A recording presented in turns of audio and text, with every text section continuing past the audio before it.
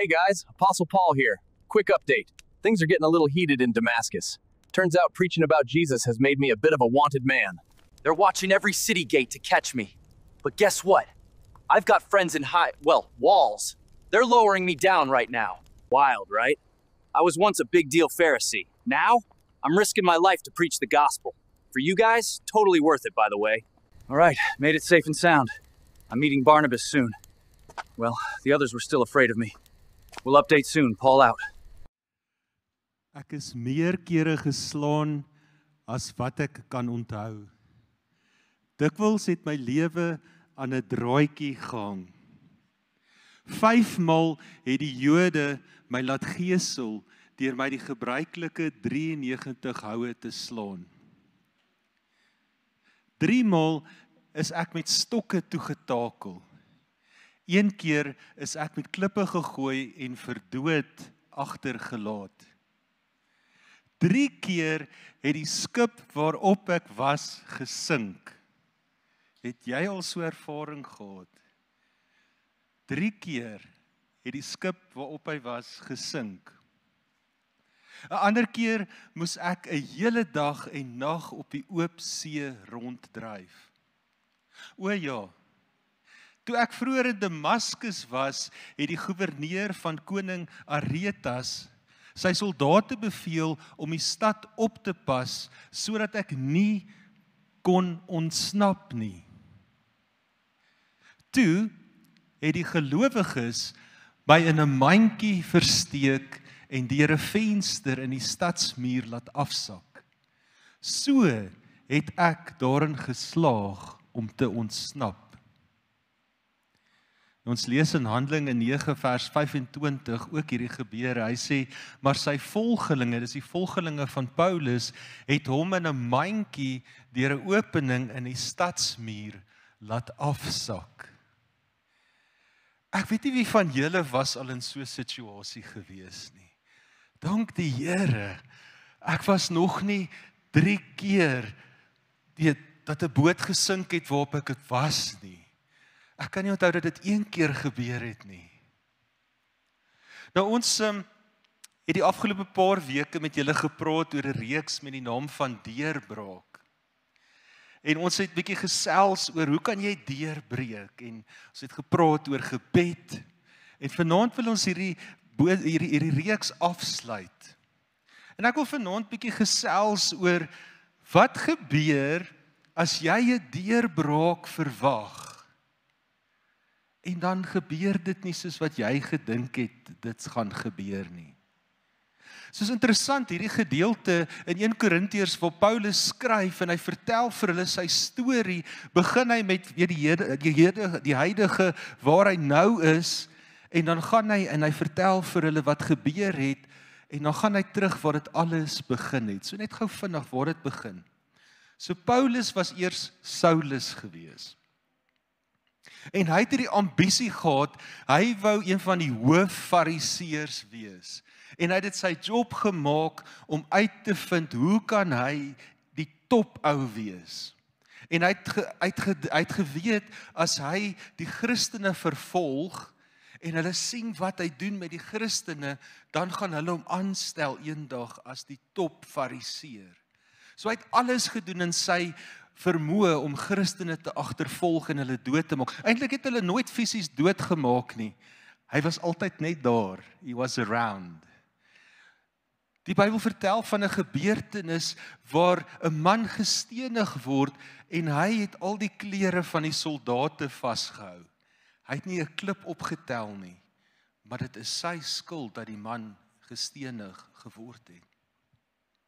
En so hoor hy dat daar is Christene in Damaskus en hy hoor daar is iets besig om daar te gebeur en die kerk groei daar. As ek soontoe gaan, kan ek daar 'n klomp Christene om die lewe bring en dan gaan almal sien hoe great en hoe wonderlik ek is. En hy's op pad na Damaskus toe.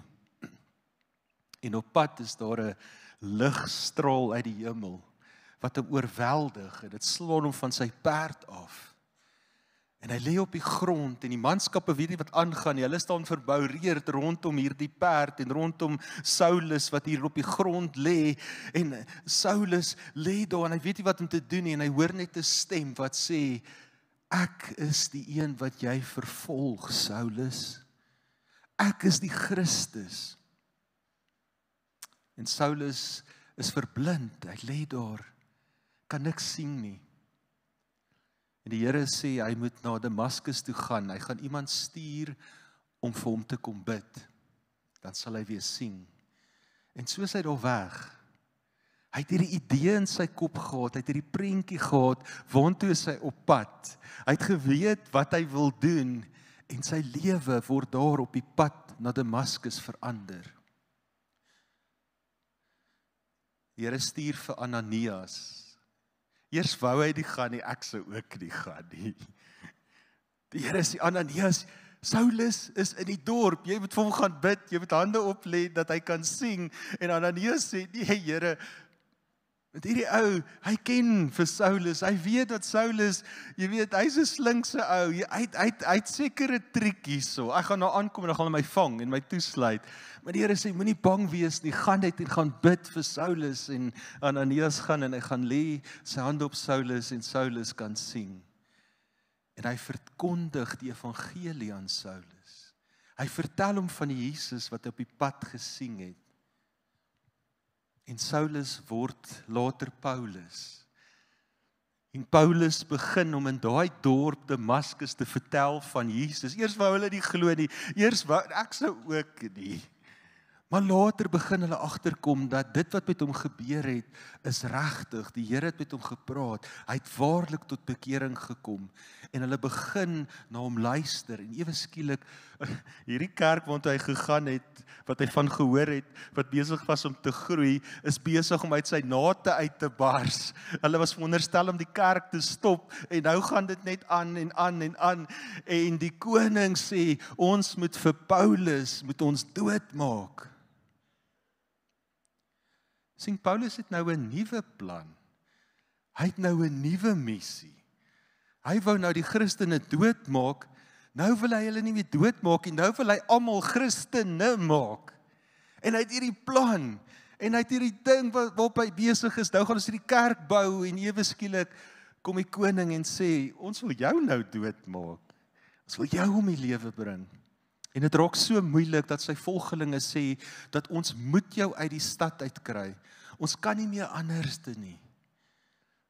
Die geleesde gedeelte, die storie, die video wat julle gesien het, het hulle hom laat sak. Hulle sê dit is 'n mandjie wat met toue gevleg was. Nou hoe dit gewerk het, is dat die stad sou huise gehad het wat binne in die muur gebou was. En dan die huise wat bo was, sou vensters gehad het. En hier een huis waarin Paulus was, het so 'n venster gehad. En dan het hierdie mense wat daar gebly het, hulle was so bietjie lui gewees, en hulle het hulle goedere, sommer, hulle die donkies gebring tot onder by die muur, en dat hulle dit met hierdie tou leer, of hierdie tou opgetrek, toumandjie, het hulle die goed opgetrek, en so ingebring in die stad. In plaas van om deur die hele stad te gaan, deur die traffic en die verkeersligte en goed, het hulle dit sommer so vinnig gedoen. So hy word hier afgetel, en hy ontsnap. Daar's 'n deurbraak. Daar's 'n deurbraak in Paulus se lewe. Maar dit is nie die deurbraak wat hy gedink het dit gaan wees nie. Want hier begin sy moeilikheid.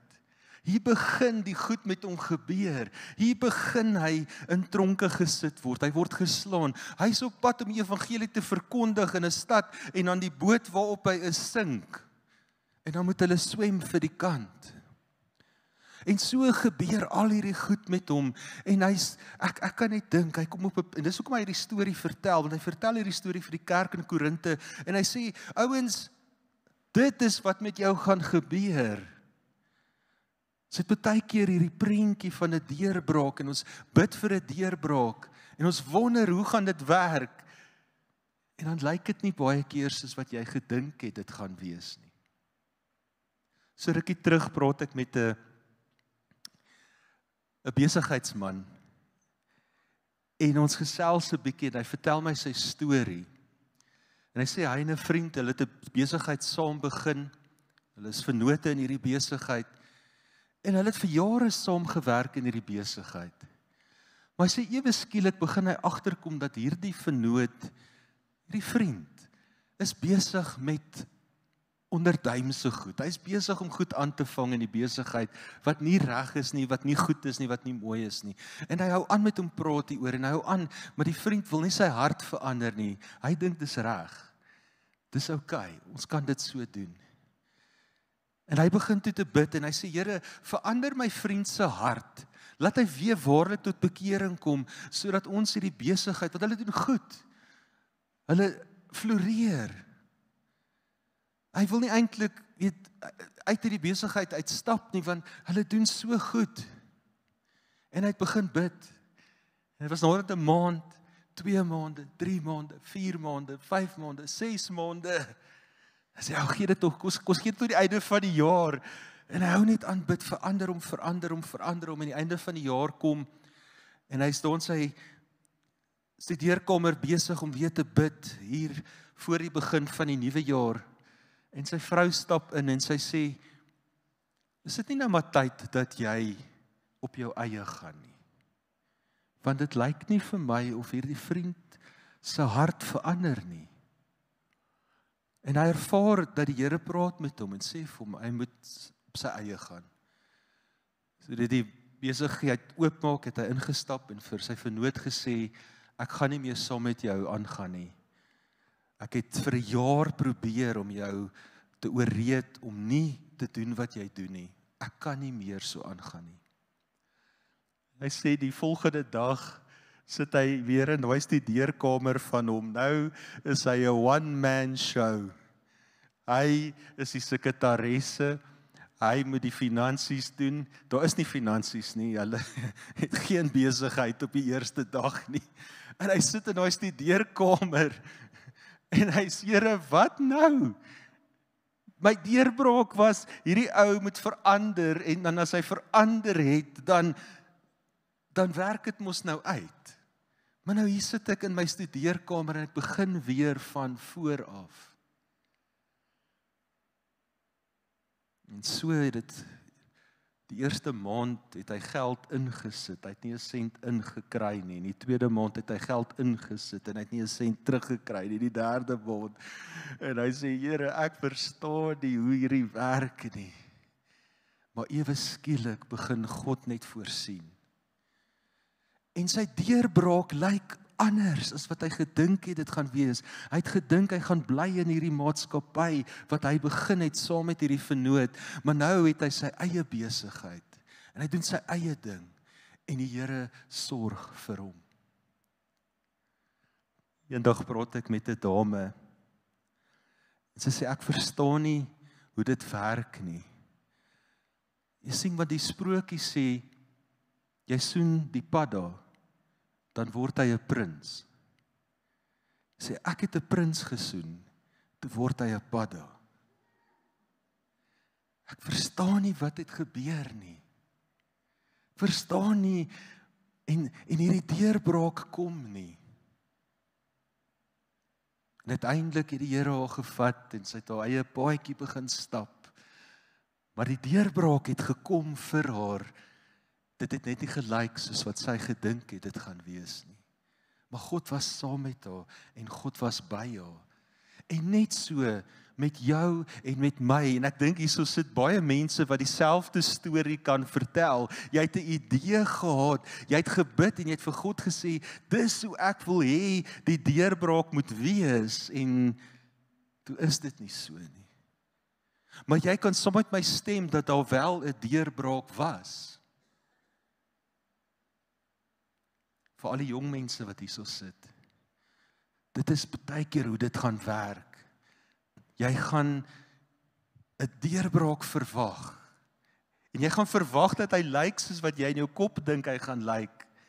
Maar die Here gaan vir jou deurbraak gee uit sy hand.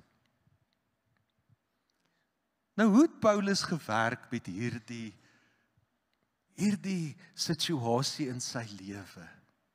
Ons lees daarso in 2 Timoteus. 2 Timoteus. Hy sê, as jy die lewe met 'n wedloop kan vergelyk. Ek wil net seker maak. Jep, is die regte een. As jy die lewe met 'n wedloop kan vergelyk. Hierdie is vir my so mooi. Hy sê, vergelyk jou lewe met 'n wedloop. Sien jou lewe as 'n wedloop. Hy sê, kan jy sê dat ek daardie wedloop goed gehardloop het? Nou hoekom sê hy vergelyk jou lewe met 'n wedloop? Hoekom sê hy ek het my lewe met 'n wedloop gehardloop? Want jy sien, baie keer verloor jy. Maar jy het nie verloor nie. Jy sien, wanneer jy 'n wedloop hardloop, wanneer jy 'n professionele atleet is, wanneer jy wen, wen jy, wanneer jy verloor, wen jy. Daar's iets wat jy leer uit die verloor. Vir 'n professionele atleet is daar nie eintlik verloor nie. Dis net wen. En dis hoekom hy sê, vergelyk die lewe met 'n wedloop. Want dan wanneer ek kom op daai plek wat ek die Here vertrou en dit lyk nie asof dit gaan gebeur soos wat ek dink dit gaan gebeur nie, dan leer ek uit daai situasie, want die volgende wedloop wat ek gaan hardloop, het ek geleer. Het God my gewys. Hy gaan aan, hy sê, ek het dit klaar gemaak en tot die einde het ek God bly vertrou. Dis my so mooi. Hy sê, ek het al die goed in my lewe ervaar. Ek is gestenig, ek het 3 keer skipbreek gelei, ek het al hierdie goed deurgemaak, maar ek het die wedloop klaar gemaak en tot aan die einde het ek op God bly vertrou. Ek het die prys vir die wedloop gewen. Soos ek julle gesê het net nou, dat jy verloor nie eintlik nie. Jy wen net. So as jy in 'n situasie is wat jy bid vir 'n deurbraak en dit gebeur nie soos wat jy gedink het dit gaan wees nie, is dit nie 'n verloor nie. Dis 'n wen. Ek het nog so 'n bietjie tyd, so ek wil graag vir hierdie storie, ek het gewonder of ek dit gaan vertel. Ek vertel nie gewoonlik baie keer persoonlike stories nie, maar ek het gedink ek wil dit met julle deel. So ek onthou toe ek gaan studeer het vir 'n predikant, vir 'n pastoor, het ek hierdie droom gehad om 'n evangelis te wees. Dis al wat ek wou doen. Dis al wat ek wou net vir mense bid en hulle moet omval en hulle moet weer tot bekering kom en hulle moet gevul wees met die Heilige Gees en dit is al wat ek wou doen. En ek onthou toe ek hier aankom by Woord en Lewe gemeente, op daai stadium het ons hoofpastoor, pastoor Ronnie Barnard, het hy elke Sondag aand het hy na ander kerke toe gegaan. So hy het gesê die sonnaande was vir die jong mense, hulle kan kerk hou sonnaande en dan gaan hy sonnaande na al die AGS kerke toe in die omgewing en ons het nie te ver gegaan nie, dit was nie te ver, was nie Kaap toe of so nie. En dat ek elke Sondag aand het ek saam met hom gegaan, want hy is 'n evangelis. Ek wil weet, hoe is dit om 'n evangelis te wees? En ons het elke Sondag aand gaan ons na die kerke toe en dan bid ons vir mense. Ek is die catcher, ek was 'n professionele catcher. Hy bid, ek vang. Hy bid, ek vang. Hy bid, ek. Dis al wat ek gedoen het. I love dit. Dit was so wonderlik. En vir maande gaan ons net en dis wonderlik, vir jare gaan ons en dis wonderlik. En die Here sê vir pastoor Ronnie, hoorie, jy moet nou meer tyd by die kerk spandeer. Jy kan nou nie meer uitgaan sondaande nie. En my lewe val in mekaar, want okay, nou kan ons nie meer, ek kan nie meer catch nie. Ek moet nou kerk toe kom. Hier, daar by die ou kerk, daai een, julle weet daai een daar. Ek moet nou soontoe gaan. En dit was vir my so moeilik. In daai tyd raak ek betrokke by 'n organisasie en hulle vra vir my om al hulle om hulle kinderbediening resources te doen en weet te bemark en te gaan na kerke toe reg oor Suid-Afrika. En ons begin toe nou om ons wat ons gedoen het is ons in die begin van die jaar, waarskynlik Februarie het hulle 'n groot kinderkerkkonferensie, dan gaan ons soontoe, ons is in Amerika gewees, in Chicago, dan beleef ons die kinderkerkkonferensie en dan vat ons die video's van daai konferensie en dan hardloop ons eie konferensies in ons lande. Ons is 'n groep manne en vroue van reg oor die wêreld wat saamgekom het en saam deel was in hierdie organisasie. Maar ek het in my kop die prentjie van ek en pastoor Ronnie. Dis mos die evangelis. So ek het saam met hulle en ons doen hierdie ding en vir jare gaan ons aan en vir jare, elke jaar bedien ons en ons is daar in Chicago, dan kom ons na ons land toe en ek hardloop konferensies in Suid-Afrika en die een jaar toe het ek 'n probleem by verstandtande. En dis in die konferensietyd. Ek het 8 konferensies na mekaar om te doen. En in die middel van daai 8, toe kan ek nie meer my mond oopmaak nie. Ek kan nie eet nie, ek kan niks doen nie. En vir een van die redes het ons mediese fonds net besluit daai jaar betaal hulle nie vir verstandtande nie. Net skielik, net besluit, ons gaan nou nie weer betaal daarvoor nie. En ek loop met hierdie goed, want nou kan ek ook nie betaal vir dit nie, en ek kan ook nie gaan nie, want ek het nou nog hierdie 4 weke oor, en so het ek nou maar net hierdie 4 weke, en ek onthou, voor die laaste Saterdagse konferensie, die Vrydag het ek uitgevlieg, en ek sal nooit vergeet, dit was in Oos-London gewees, dit was in die winter, dit was yskoud, my tande was seer, my kakebeen was seer, alles was seer, my boude was seer. Ek het net nie lus gehad vir hierdie ding nie, maar nou moet ek op daai vliegtuig gaan sit. Julle weet hoe erg was dit, ek kon net yoghurt eet. En ek het die lepeltjie net volgem, ek kan nie opgehoopte lepeltjie vat nie, want ek kan nie my kakebeen oopmaak nie. So het net genoeg yoghurt, hy lê daai lepeltjie net so half vol, en dan eet jy dit. Dus ek geleef het vir hierdie laaste 4 weke, en ek vlieg en op daai vliegtuig sê ek, Here, wat nou? Waar is daai evangelis? Waar is daai prentjie? Dit wat jy vir my gewys het, dis wat ek wil wees, en ek sal nooit vergeet, ons vlieg oor die berge, daar in Lesotho, jy weet daai berge, en ons vlieg, en dit was so vol sneeu gewees, en ek kyk, en dit is vir my so mooi, en ek hoor duidelik hoe die Here sê, want is jy op pad?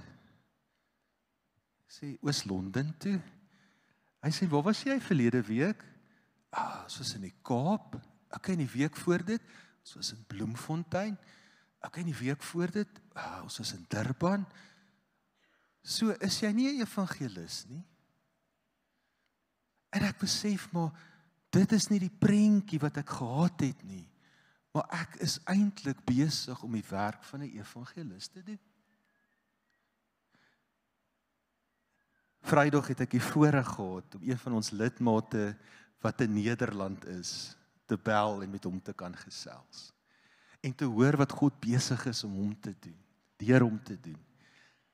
En hoe hy vir my sê, ek is nou reg. En ek glo dit, volgende jaar gaan hy 'n klein groep, 'n woord en lewe klein groep daar begin. Ek glo dit met my hele hart. Jy sien, baie keer het jy hierdie vooropgestelde idees van hoe 'n deurbraak moet lyk. En dan lyk dit nie so nie. Want God het 'n plan. God weet wat hy doen. Ek gaan afsluit net hierdie 4 punte. Ek gaan vinnig daaroor gaan. Die eerste ene. Sien, hoekom gaan ek deur hierdie proses? En wat doen ek as ek in hierdie proses is? Dan moet jy net besef dat hierdie proses gaan jou help om te ontdek die ware jy. Wie jy regtig is. Jy sien, Paulus het in hierdie proses uitgefigure wie hy regtig is. Hy het uitgevind dat dit is wie ek is. Ek is 'n eenman wat gaan kerke begin. Ek is iemand wat dit doen. Ek is iemand wat dit so doen. Jy sien, dit is hoekom ek baie keer deur hierdie proses gaan, want God wil eintlik by die ware jy uitkom. Sien, maar die prentjie wat ek het, is nie altyd die ware ek prentjie nie. Dis die prentjie wat ek dink dit moet wees. Hierdie proses help jou om die ware jy te ontdek. Die tweede ene. Wanneer ek hierdeur gaan, leef, hou net aan doelgerig leef. Hou net aan met 'n doel leef. Hou net aan leef vir 'n doel. Sien, dis wat Paulus gedoen het. Hy het 'n doel gehad. Daai eerste dag toe hy tot bekering kom en hy besef waaroor dit gaan, besef hy moet mense vertel van Jesus en dit maak nie saak wat met hom gebeur, waardeur hy gaan nie, of hy tronk toe gaan of hy geslaan word met stokke. Hy moet net mense vertel van Jesus en dis my doel en dis waartoe ek op pad is. Hou net aan met jou doel waarvoor God jou geroep het. Die derde ene. Dis my so mooi. Groei in jou geloof. Sien, baie keer gaan jy deur hierdie situasie, die ander situasies sou dalk makliker gewees het. As ek nou dink aan hierdie besigheidsman, dit sou makliker gewees het om net te kan aangaan met sy besigheid saam met hierdie vernoot. Maar hy kry 'n nuwe challenge. Nuwe geloof challenge. Ewe skielik moet hy weer van voor af glo. Ewe skielik moet hy van voor af weer bid vir nuwe mense. Ewe skielik word sy geloof net meer en meer en meer getoets. En hy groei in sy geloof. En dan die laaste ene, is my so mooi. Hy sê, vind krag in jou geloof. Partykeer het jy nodig om net weer op daai plek te kom, wat jy jou krag kry uit jou geloof in God. Jou vertroue in God. Sien, dis wat Paulus was. Dis hoekom hy hierdie stories vertel. Hy vertel nie hierdie stories om ons negatief te maak nie. Hy vertel nie hierdie stories om ons depressief te maak. Hy vertel hierdie stories sodat ons kan krag kry. Want ons geloof word sterker en ons geloof word uitgebou. Jesus kniel in die tuin van Getsemane. Hy weet hoekom hy gekom het. Hy weet presies hoekom hy hier is. Maar hy doen 'n gebed. Hy sê, Vader, laat hierdie beker by my verbygaan. Maar nie my wil nie, Here. Laat U wil geskied. Dink net 'n bietjie wat sou gebeur het as Jesus 'n ander paadjie geloop het. As hy daar besluit het, hy gaan nie na die kruis toe nie. Sien sy deurbraak, so ek sê, ek weet nie wat het Jesus verstaan van wat met hom gaan gebeur nie. Die Bybel sê hy was volwaardig God, maar hy was volwaardig mens. So hy het verstaan, ek dink hy het verstaan wat met hom gaan gebeur, maar ek dink in 'n mate bid hy vir 'n ander deurbraak. Maar God sê, nee Jesus, jy moet gaan sterf. En ek wil julle vra om julle nagmaal reg te kry. Die broodjie te vat. As Jesus nie daai dag besluit het om kruis toe te gaan nie, sou ons nie nou hier gesit het en nagmaal gebruik het nie. Interessant, hy het die nagmaal ingestel net voor hy in Getsemane gaan bid het. En hy het gesê, doen dit tot my nagedagtenis. Dink aan my elke keer as julle dit doen. Elke keer wat julle saamkom, gebruik die nagmaal. En hy het hulle gewys hoe om dit te doen. Sê, breek die brood. Dis my liggaam. Jesus se deurbraak het gekom toe hy gehoorsaam was aan sy Vader. Vertaling sê gehoorsaam tot die kruis. Hy was so gehoorsaam dat hy bereid was om te sterf vir my en vir jou. Nou jy vra, vat jou broodjies in jou hand en breek hom. Hoor hoe hy breek, voel hoe hy breek onder jou, soos sy liggaam vir ons gebreek was. Ons gebruik die broodjies saam.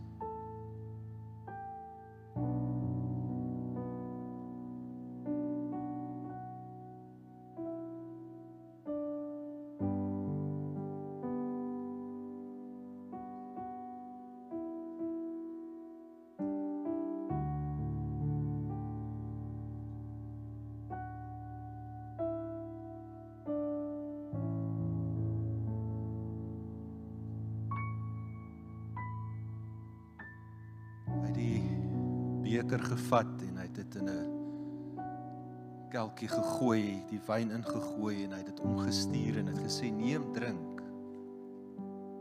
Dis wyn, maar dis 'n simbool van my bloed. Dis hoekom dit altyd rooi is. Dis 'n simbool van die bloed van Jesus. Sy bloed wat vir ons gevloei het. Sy deurbraak het gekom aan die kruis, toe hy vir ons gesterf het. Kom ons gebruik die wyn.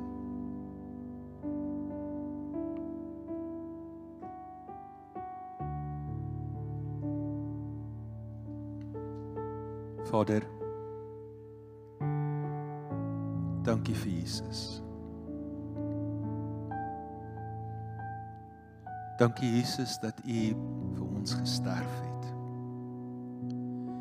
Dankie dat U deurbraak veroorsaak het dat ons hier 2 November 2025 hier in Boksburg, Suid-Afrika by Woord en Lewe gemeente kan bymekaar kom. Jesus, as U nie deurgegaan het met die kruis nie, was ons dalk nie nou hier nie, maar dankie dat U dit gedoen het vir ons. U deurbraak het vir ons verlossing gebring. U deurbraak het vir ons bevryding gebring. Here, ek wil net bid vir elkeen wat hier so sit, wat dalk nou deur 'n moeilike tyd gaan in sy lewe. Hy het idees, sy het planne. Net soos dit wat ons gelees het vandag van Paulus, die planne is daar, die idees is daar, maar hulle werk nie so lekker uit nie. Ek wil bid in hierdie week, Heilige Gees, dat U met ons sal praat. Dat U vir ons sal wys wat ons moet doen. Dat U ons sal help om in hierdie week te kan besluit, moet ons deurbraak skuif? Is dit wat U van ons verlang? Wat is dit wat U wil hê ons moet doen, Here? Sodat ons op die ou end wel kan deurbreek. Want U wil hê ons moet deurbreek. Paulus skryf en hy sê, vergelyk jou lewe met 'n wedloop en ons verloor nie net nie, ons wen ook. U wil hê dat ons wen. En nie net die ewige lewe nie, maar in hierdie wêreld kan wen. Daarom bid ek nou vir elkeen wat dalk voel hulle verloor. Dat U hulle sal help om te sien dat U is saam met hulle. En dat deur verloor wen ons. Dankie nou, Here, vir die goedheid, vir die guns. Dankie dat U met ons is, Here. Ek ervaar regtig dat God is hier.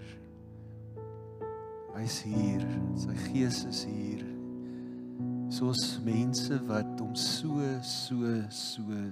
nodig het. Dis mense wat wonder, dis mense wat vra het. Gaan hierdie week na hom toe. Gaan na God toe. Moenie weghardloop nie, hardloop nader. Kom by hom uit. Die Here seën en beskerm jou. Die Here kyk met deernis na jou.